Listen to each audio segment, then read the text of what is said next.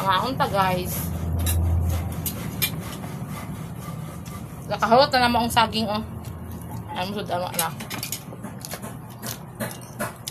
Cha. Tamis gisa okay. Saging Ini. Hindi ka tamis.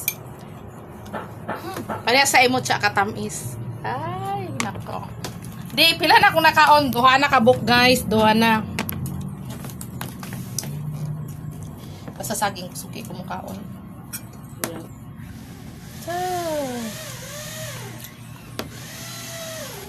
Uy, mas lami dahil dito tas dagat na nga onda. Hanabi ako.